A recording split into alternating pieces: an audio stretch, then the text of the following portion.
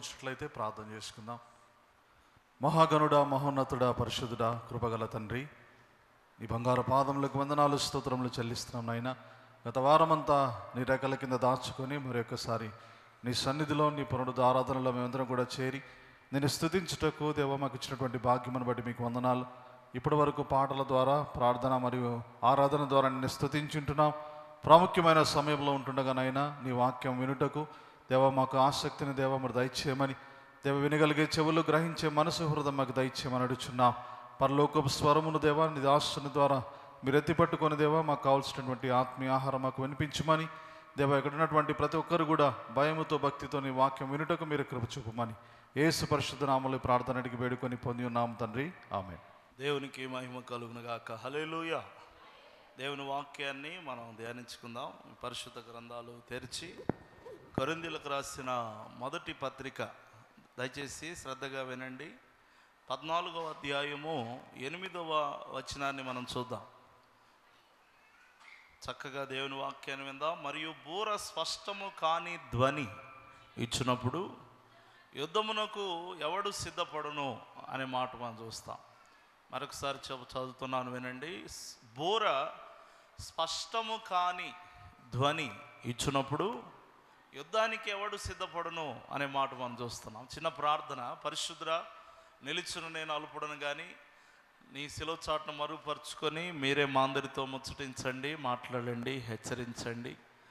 నాయన మంచి హితోపదేశం, ఉపదేశం మీ ద్వారా మాకు అందించమని, మీరే మహిమ పొందుకోమని, వినే మనస్సు, గ్రహించే జ్ఞానం, నెరవేర్చే మనస్సాక్షి నీ బిడలమైన మాకు దయచేయమని యేసు నామములో ప్రారంభిస్తున్నాము తండ్రి, ఆమేన్. దేవుని వాక్యంలో ప్రియమైన వాళ్ళరా, స్పష్టత గురించి కొన్ని విషయాలు నేను చెబుతాను. దయచేసి శ్రద్ధ వహించి వినండి. ఈ సైట్ ఉన్న వాళ్ళు మీలో కొంతమంది ఉన్నారు కదా, మీరు స్పెక్స్ ఆర్డర్ చేసేటప్పుడు వైద్యుని దగ్గరికి మీరు వెళ్ళినప్పుడు ఆ వైద్యుడు మీ యొక్క సైట్ని అంచనా వేస్తాడు. అంచనా వేసి మీకు తగినటువంటి గ్లాసెస్ ఒకేసారి తీయగలడా? ఫస్ట్ ఒకటి పెడతాడు, అమ్మ ఎలా కనిపిస్తుంది అంటాడు. అంటే కొంచెం మేలేనండి అంటే సరే కొంచెం మేలే కదా వెళ్ళిపో అంటాడా? కొంచెం మేలే కదా పర్లేదు ఇవి పెట్టుకొని వెళ్ళిపో అంటాడా? ఇంకొక గ్లాస్ తీస్తాడు, ఇంకో గ్లాస్ తీసి మళ్ళీ దాన్ని పెడతాడు. ఇప్పుడు ఇంకా కొంచెం మేలండి అంటారు. ఇంకా కొంచెం మేలన్నావు కదా ఇంక వెళ్ళిపోలే అంటాడా? లేదు. ఎప్పటిదాకా అతను తన పని చేస్తాడు అంటే, నీవు నాకు స్పష్టంగా కనిపిస్తుందండి అని చెప్పేదాకా, అంటే ప్రతి పాయింట్ అతను చెక్ చేసి ఓపికతో ఆ కంటి చూపు స్పష్టంగా కనిపించే స్పెక్స్ నీకు ఇచ్చేదాకా ఆ కంటి వైద్యుడు దాని గురించి తాను స్పష్టత అనేటువంటిది ఇచ్చేదాకా ఆ విషయంలో తాను కాంప్రమైజ్ అవ్వడు. ఎందుకు ఇప్పుడు ఆ ఉదాహరణ చెబుతున్నానంటే, ఇక్కడ ఏమని రాయబడింది మనం చదివిన లేఖనంలో, ఒక బూర శబ్దము స్పష్టము కాకపోతే యుద్ధానికి ఎవడు సిద్ధపడతాడు అనుంది. ఏదో ఒకటి చెప్పేశాము, కూర్చున్నారు, వినేశారు, మరి ఒక ఆచారం నెరవేరింది, ఆదివారం వచ్చింది, ఒక ఆచారం జరిగింది అన్నట్టుగా సంఘము సంతృప్తి చెందకూడదు. యుద్ధానికి సిద్ధపడే ఒక ఘనమైన పోరాటం కలిగిన విశ్వాస యోధులను సిద్ధపరచడమే ఈ బూర యొక్క లక్షణం. గట్టిగా చప్పట్లు కొడుతూ దేవుని స్తుతిద్దాం. హల్లెలూయా.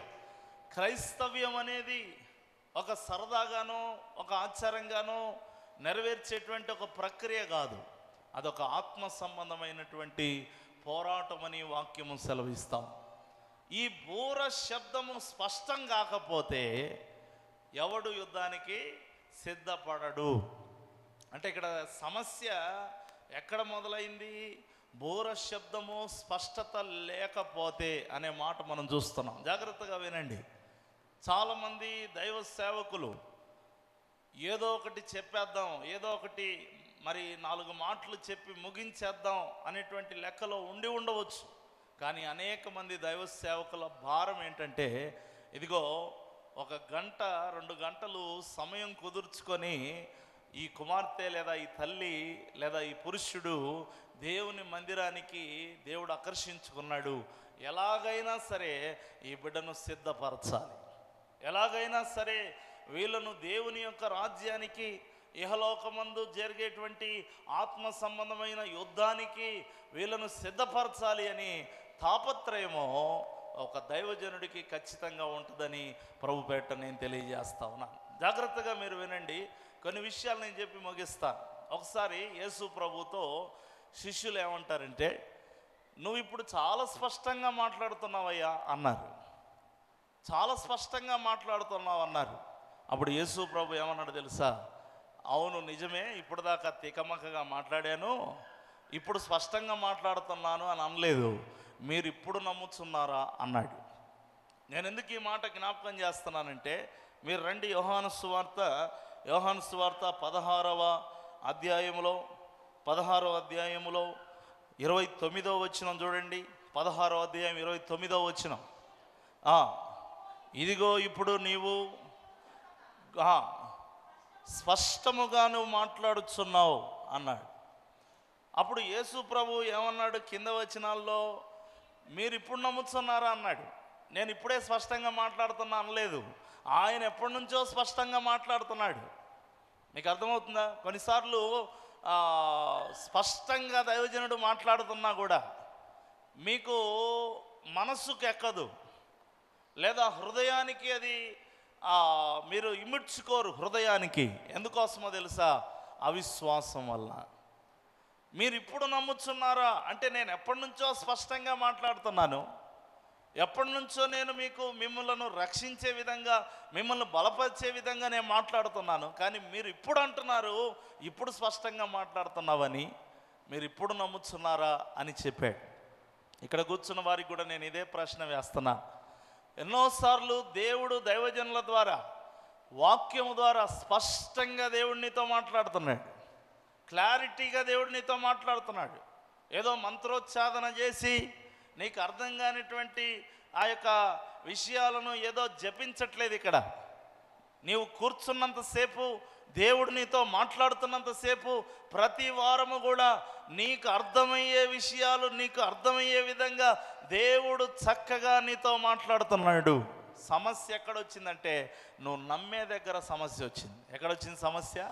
స్పష్టత దగ్గర సమస్య లేదు.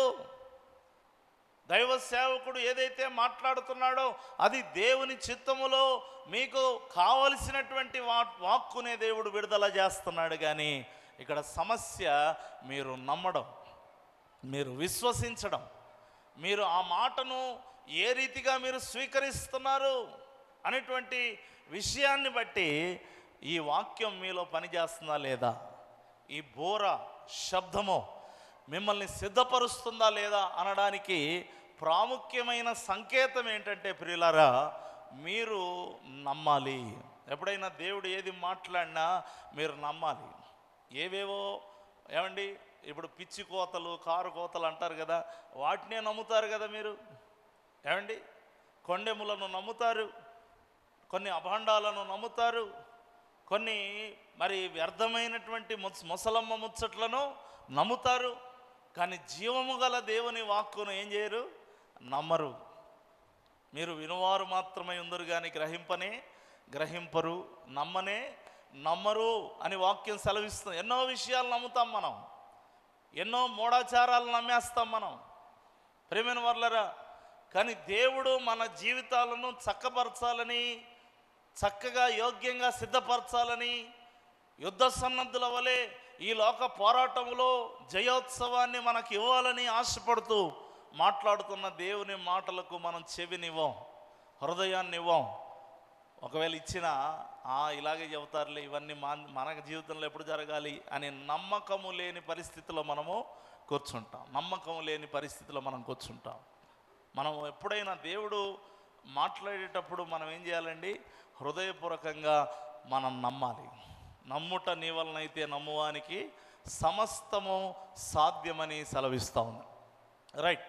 ఇప్పుడు దేవుడు కొన్ని విషయాల్లో స్పష్టతనిచ్చాడు.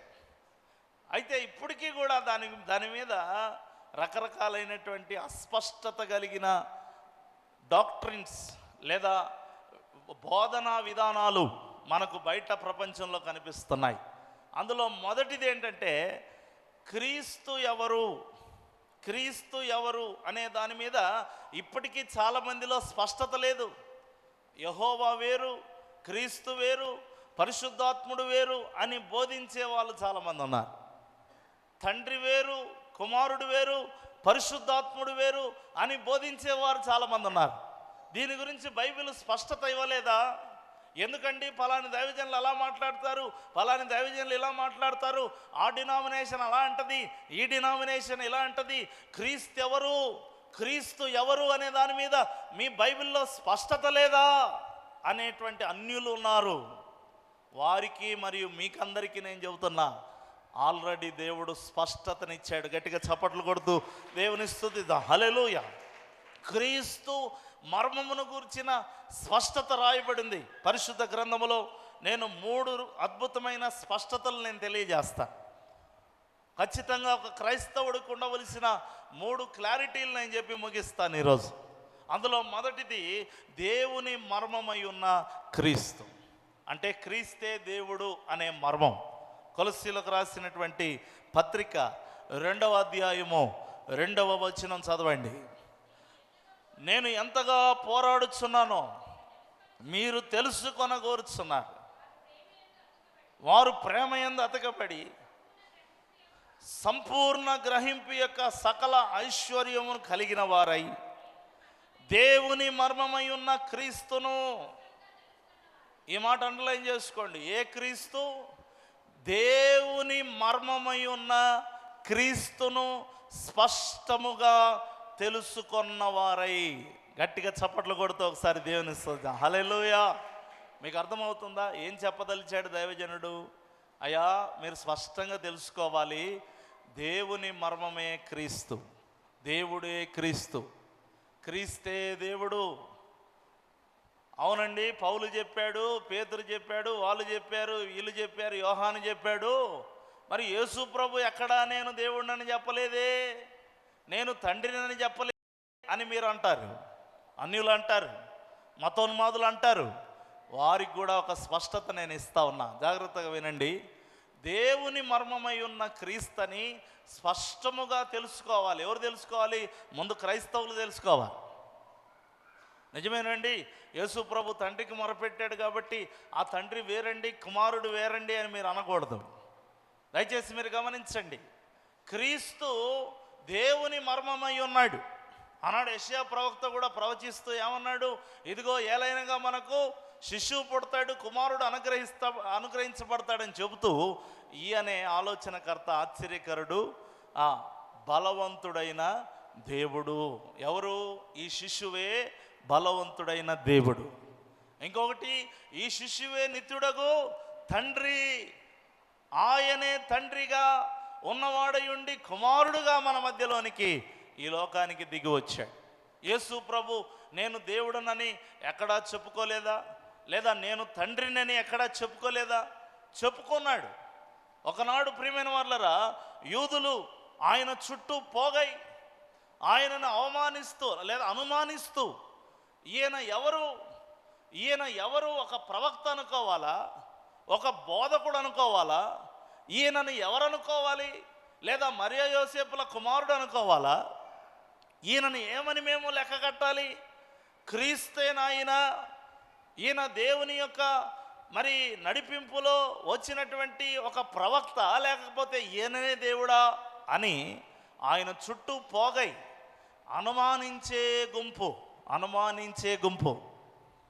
మీరు చదువుతారు ఒకసారి యోహాను సువార్త 10వ అధ్యాయము 24వ వచనం. ప్రియులారా, యూదులు ఆయన చుట్టూ పోగై ఎంతకాలము మమ్మను సందేహపెట్టుదువు, నీవు క్రీస్తు అయితే మాతో స్పష్టముగా చెప్పుము అనిరి.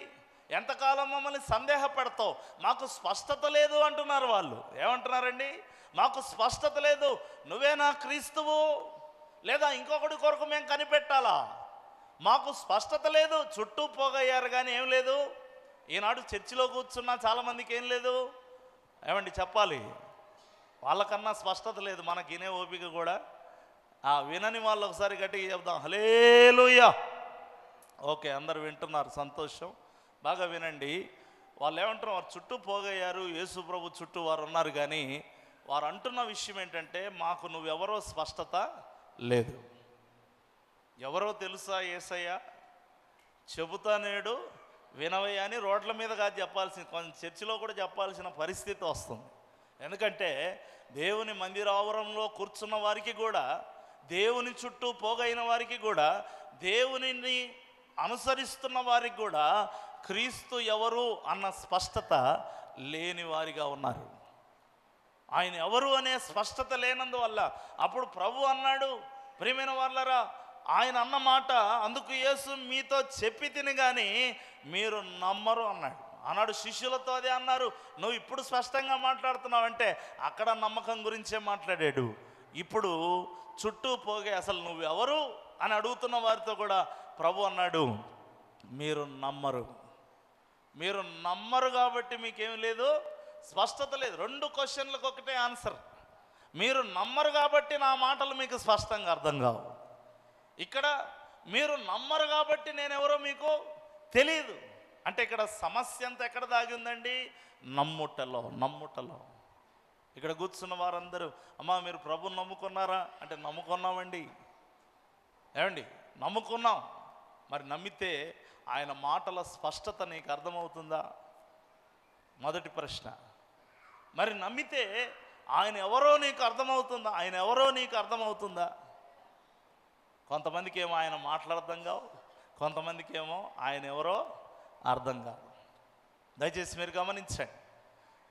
ఈరోజు ప్రియమైన వాళ్ళరా, అప్పుడు యేసు ప్రభు తాను ఎవరో వివరించి చెబుతూ, కొన్ని విషయాలు విశ్లేషిస్తూ యేసు ప్రభు అన్నాడు, నేను తండ్రి ఏకమై ఉన్నాం, నేను తండ్రి ఒకడే, తండ్రి వేరు నేను వేరు కాదు, తండ్రే నేను అని చెప్పినప్పుడు అక్కడ నేనే తండ్రిని అని యేసు ప్రభు చెప్పేసరికి అక్కడున్న యూదులు స్పష్టంగా చెప్పమన్నారు. స్పష్టంగా చెప్తే కోపం తెచ్చుకుంటున్నారు. ఇప్పుడు స్పష్టంగా చెప్పాడు. ఎన్నో వచనంలో చెప్పాడు? 30వ వచనంలో చెప్పాడు, నేనును తండ్రియు ఏకమై ఉన్నామని వారితో చెప్పాను. అందుకు యూదులు 33వ వచనానికి వచ్చేసరికి, నీవు మనుషుడవై ఉండి దేవుడనని చెప్పుకొనుచున్నావు గనక దేవదూషణ చేసినందుకు నిన్ను రాళ్ళతో కొడతామన్నారు. చూసారా, స్పష్టంగా చెప్పమన్నారు. ఆయన స్పష్టంగా చెప్పాడు, నేను దేవుణ్ణే, మీరు నమ్మితే నమ్మండి, లేకపోతే లేదు. మరి ఈ మతోన్మాదులు, ఈ బైబిల్ సరిగా తెలియని క్రైస్తవులు కూర్చోబెట్టి వాదించేది ఏంటంటే, యేసుప్రభు ఎక్కడ చెప్పాడండి నేను దేవుణ్ణని? ఆ పౌలు చెప్పాడండి, ఆ పేతురు చెప్పాడండి, యోహాను చెప్పాడండి, యెషయా చెప్పాడండి, కానీ ఆయనే చెప్పుకోలేదు కదండి. వాడు ఒకడు తిరుగుతున్నాడు పిచ్చోడు. యేసు ప్రభు ఎక్కడ నేను దేవుణ్ణని చెప్పుకోలేదు. యేసు ప్రభువే నిజమైన దేవుడు. గట్టిగా చప్పట్లు కొడుతూ దేవుని హల్లెలూయా. ఆయన చెప్పాడు, ఆయన స్పష్టంగా చెప్పాడు. చెబుతూ ఇంకో మాట కూడా చెప్పాడు, మీరు నమ్మరు అన్నాడు. స్పష్టంగా చెబుతూ మీరు నమ్మరు అన్నాడు. ప్రియమైన వర్లారా, నమ్మినోడు బాగుపడతాడు, నమ్మినోడు దీవించబడతాడు, నమ్మినోడు రక్షించబడతాడు, నమ్మినోడు స్వస్థత పొందుతాడు, నమ్మినోడు విడుదల పొందుతాడు, నమ్మనోడు ఎక్కడో పోయి పడతాడు. ఇంకంతే. మీరు ఆలోచన చేయండి. యేసు ప్రభువును తమ సొంత రక్షకునిగా అంగీకరించవలసిన నడిపింపు దేవుడికి ఆల్రెడీ ఇచ్చాడు. ఆ నడిపింపును తులసివేస్తే దానికి జవాబుదారి ఎవరు? నువ్వే. సువార్త ప్రకటించబడుతుంది. సర్వలోకమునకు వెళ్ళి సర్వ సృష్టికి నా సువార్తను ప్రకటించండి అని ప్రభువు కుల మత వర్గ వర్ణ దేశ భాష భేదము లేకుండా అందరూ అంతటా రక్షణ పొందవలనన్న దేవుని చిత్తం సారాంశం బయలుపరచబడతా ఉంటే, ఏమండి, దేవుని యొక్క వాక్యాన్ని, యేసు ప్రభు యొక్క దైవత్వాన్ని, క్రీస్తులో ఉన్న రక్షణ భాగ్యాన్ని తృణీకరిస్తున్న మత పిచ్చి గలవారు, కుల ఉన్మాదము గలవారు, అటువంటి వారిని ఇంకా దేవుడు ఏం చేస్తూనే ఉన్నాడు? కనికరిస్తూనే ఉన్నాడు, ప్రేమిస్తూనే ఉన్నాడు, ఇంకా సువార్థికులను పురికొల్పుతూనే ఉన్నాడు. వెళ్ళండి, వాళ్ళకు సువార్త చెప్పండి. ప్రియమైన వర్లరా, దయచేసి మీరు ఆలోచన చేయండి. కాబట్టి మొదటి స్పష్టత, క్రీస్తే దేవుడు. గట్టిగా చప్పట్లు కొడుతుంది. హల్లెలూయా, హల్లెలూయా. క్రీస్తే సర్వాధికారియు, ఆయన స్తోత్రార్హుడు, యుగ యుగములకు ఆయన సజీవుడైనటువంటి దేవుడు. ఆ క్రీస్తు దేవుని మర్మమై ఉన్న క్రీస్తు అని మీకేం కలగాలంట? స్పష్టత కలగాలి. స్పష్టత లేదు అన్న వాళ్ళకి చెప్పాడు స్పష్టంగా, వాళ్ళు నమ్మడం లేదు. మనం అలా ఉండకూడదని ప్రభుపేట నేను తెలియజేస్తాను. ఇంకొకటి, స్పష్టత లేని ఇంకొక విషయం ఏంటంటే, ధర్మశాస్త్రమా వాగ్దానమా? ధర్మశాస్త్రమా కృప? కొంతమంది అంటారు కృప, కొంతమంది అంటారు ధర్మశాస్త్రం. దయచేసి గమనించండి. అయితే నిజమైన క్రైస్తవుడు తెలుసుకోవలసిన ఒక విషయం ఉంది. కృప అని చెప్పి క్రియలను పూర్తిగా పక్కకు పడేసిన వాళ్ళు కొంతమంది ఉన్నారు. బాగా వినాలి. క్రియలు అని చెప్పి దాన్ని ఒక మతాచారంగా అలవాటు చేసేసుకొని కృపను పక్కన పెట్టేసిన వాళ్ళు చాలామంది ఉన్నారు. అందుకే ఒక మాట, నేను రెండవ స్పష్టత నేను ముగిస్తాను. గలతీలకు రాసిన పత్రిక 3వ అధ్యాయము 11వ వచనాన్ని మనం చూద్దాం. ధర్మశాస్త్రము చేత ఎవడును దేవుని ఎదుట నీతిమంతుడని తీర్చబడడు అన్న సంగతి స్పష్టమే. It's clear. ఒక స్పష్టత దేవుడు ఇచ్చాడు. ఏంటంటే, ధర్మశాస్త్రం వల్ల ఎవడు నీతిమంతుడని ఎంచబడ్డు. మరి ధర్మశాస్త్రాన్ని పక్కన పడేద్దామా? అట్లా అనరాదు. ధర్మశాస్త్రము మనకు బాలశిక్షకుడాయను. It's the primary thing. ఏబిసిడీలు రాకుండా అక్షరాలు వస్తాయా? అక్షరాలు రాకుండా సెంటెన్సులు వస్తాయా? సెంటెన్సులు రాకుండా ఎస్సేలు వస్తాయా? ఏమండి, అక్షరాలు పునాది లాంటివి. దేవుడు అంటాడు, ధర్మశాస్త్రం అనేది బాలశిక్షకుడాయను. ప్రైమరీ స్కూల్ అని ఉంటుంది కదా, ప్రైమరీ స్కూల్, సెకండరీ స్కూల్ అని ఉంటుంది. ప్రైమరీ స్కూల్ వద్దండి, మా పిల్లోడికి భలే తెలివి ఉందండి, ఇప్పుడే సెల్ ఫోన్ ఆపరేట్ చేసేస్తాడండి, మా వాడిని డైరెక్ట్గా 5వ క్లాస్లోకి చేరిపోయింది అంటే ముందు ఏబిసిడీలు నేర్చుకోమను అంటారు లేదా? ఎంత తెలివి ఉన్నోడైనా పిల్లవాడు ఏబిసిడీల నుంచే మొదలు పెట్టాలి, ఈల నుంచే మొదలు పెట్టాలి. అదే రీతిగా క్రియలతోనే మొదలు పెట్టినప్పుడే కృపలోకి ఎంటర్ అవుతావు. కృప అనేది సెకండరీ. కృప ప్రాముఖ్యమే. కృప లేకుండా అసలు రక్షణ లేదు. ఏబిసిడీలు నేర్చుకొని నాకు ఉద్యోగం అంటే ఎవడు ఇస్తారండి? ఎక్కడి నుంచి వస్తుంది ఉద్యోగం? డిగ్రీ పట్టా పొందినోడికి, లేకపోతే చక్కగా కనీసం ఇంటర్ అన్నా పాస్ అయినోడికి ఒక ఉద్యోగం వస్తుంది. మీరు గమనించండి. అయితే ఇది ప్రైమరీ దాన్ని, అంటే నీకు బాలశిక్షకుడుగా ఉన్నదాన్ని నువ్వేం చేయకూడదు? తృణీకరించకూడదు. అందుకే ఒక వివరణ ఇస్తాడు అక్కడ. వివరణ ఏమని ఇస్తున్నాడు? దైవజనుడైన పౌలు ఏమని ఇస్తున్నాడంటే, ఇప్పుడు వాగ్దానము ధర్మశాస్త్రం కంటే 430 సంవత్సరాల ముందు అబ్రహాముకి ఇవ్వబడింది. మీరు చదువుతారు ఒకసారి, ఎన్నో వచనం? 17వ వచనం చూడండి. నేను చెప్పున్నదేమనగా 430 సంవత్సరాలైన తర్వాత వచ్చిన ధర్మశాస్త్రం వాగ్దానమును నిరర్ధకము చేయునంతగా పూర్వము దేవుని చేత స్థిరపరచబడిన నిబంధనను కొట్టివేయదు. అయితే 18వ వచనం చూడండి. ఆ స్వాస్థ్యము ధర్మశాస్త్రము మూలంగా కలిగినడలా ఇక వాగ్దాన మూలముగా కలిగినది కాదు అని చెబుతాడు. కాబట్టి 24వ వచనానికి వస్తే, మనం విశ్వాసం మూలంగా నీతిమంతులమని తీర్చబడినట్లు క్రీస్తునందుకు మనల్ని నడిపించుటకు ధర్మశాస్త్రమే మనకు బాలశిక్షకుడయ్యను. ధర్మశాస్త్రము క్రీస్తునకు సమీపస్తులుగా చేస్తుంది. ఈ స్పష్టత మీరు బాగా అర్థం చేసుకోవాలి. క్రీస్తునకు సమీపించిన తర్వాత మనకు ఒక ధ్యాస వస్తుంది. అదేంటంటే, నేను క్రియలు చేస్తూ క్రీస్తుకు దగ్గరయ్యాను, అయితే ఈ క్రియలు ఎన్నదగినవి కాదు, క్రీస్తు కొరకు నేను ఏం చేసినా తక్కువే. కృప అంటే అది. కృప అంటే దాని అర్థం ఏంటి? నేను చేస్తున్న దాన్ని బట్టి నేను పరలోకం పొందట్లేదు, ఆయన చూపుతున్న కృపను బట్టి నేను పరలోకం పొందుతున్నానని అర్థం. కానీ నేను చెయ్యను కృప పొందాను అనేది రాంగ్. ఒక స్పష్టత ఉండాలి మనకు. దేవుని వాక్యం సెలవిస్తుంది, ప్రియమైన వారలారా, నువ్వు విత్తనం వేయము, వాన కురిపిస్తా, విత్తనం మాత్రం రైతు వేసి ఇక వాన కోసం ఎదురు చూస్తాడు.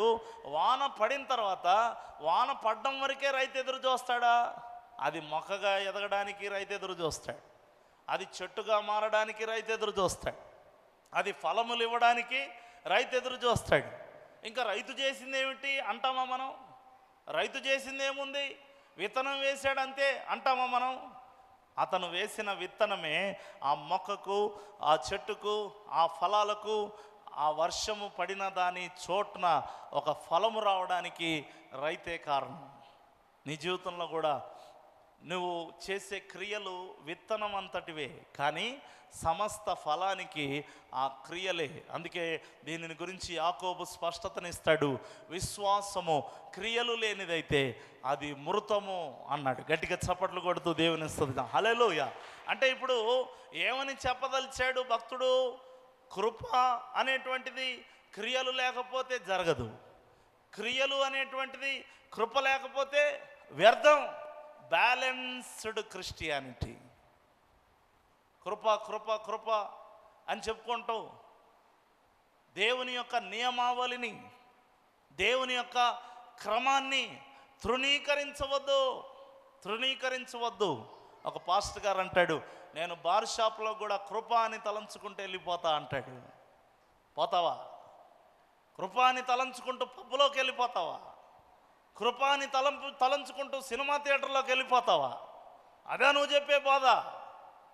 ప్రియమైన వర్లరా, కృపను నిరర్ధకము చేయొద్దండి. అలాగని ధర్మశాస్త్రాన్ని కూడా నిరర్ధకము చేయొద్దండి. రెండు కూడా అవసరం. అయితే ధర్మశాస్త్రము వలనైన నీతి మనల్ని పరలోకాన్ని చేర్చడం లేదు. ఎన్ని క్రియలు చేశావు అనే దాన్ని బట్టి నువ్వు పరలోకం చేర్చబడవు. అక్కడ దేవుని కృపే నీకు తోడ్పడుతుంది. దేవునికి స్తోత్రం కలుగును గాక. హల్లెలూయా. సమయం అయిపోయింది, చెప్పడానికి సమయం లేదు. ఆఖరి ఒక మాట చదివించి ముగిస్తా, ఎందుకంటే దాని గురించి వివరించాల్సిన పని లేదు. కొన్ని స్పష్టతగా దేవుడు చెప్పాడు. పరలోక రాజ్యం ఎవరు చేరలేరు అని చెబుతూ, మీరు చూసినట్లయితే గలతీ పత్రిక 5:19 నుంచి 21వ వచనం వరకు రాయబడిన మాటలు, శరీర కార్యములు స్పష్టము అన్నాడు. శరీర కార్యములు స్పష్టము అదేంటనగా జారత్వము, అపవిత్రత, కామకత్వము, విగ్రహారాధన, అవిచారము, ద్వేషము, కలహము, మత్సరము, క్రోధము, కక్షలు, భేదములు, విమతములు, అసూయలు, మత్తతలు, అల్లరితో కూడిన ఆటపాటలు, వీటిని గురించి నేను మునుపు చెప్పిన ప్రకారం ఇట్టి వాటిని చేయువారు దేవుని రాజ్యమును స్వతంత్రించుకొనరని మీతో క్లియర్గా స్పష్టముగా చెప్పుచున్నాను. అంతే, అవునా కదా? స్పష్టంగా చెబుతున్నా. నేను అల్లరితో కూడిన ఆటపాటలు చేస్తా, నేను కక్షలు పెట్టుకుంటా, నేను కార్పణ్యాలు పెట్టుకుంటా, నేను విమతములు పెట్టుకుంటా, భేదాలు పెట్టుకుంటా, ఇవన్నీ కూడా చేస్తా. ఇటువంటి వారు పరలోక రాజ్యం ప్రవేశించరు.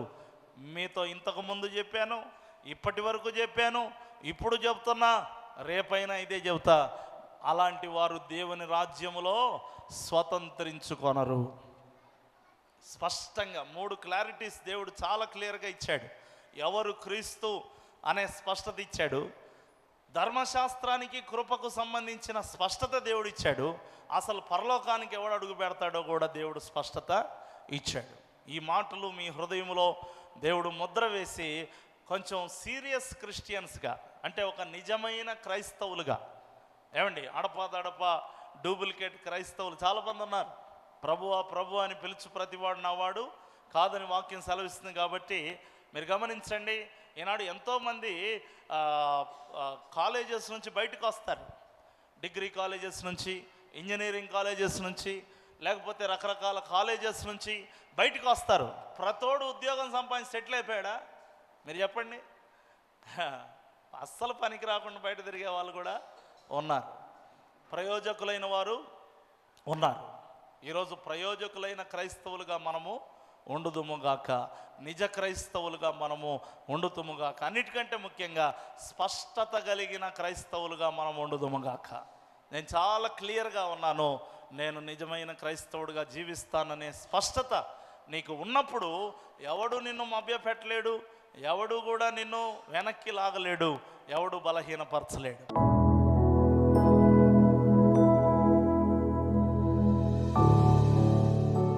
ప్రార్థన చేసుకుందాం. అందరూ కూడా మోకాళ్ళ మీద ఉండి ఒకసారి యేసయ్య మనతో మాట్లాడిన మాటలు హృదయపూర్వకంగా.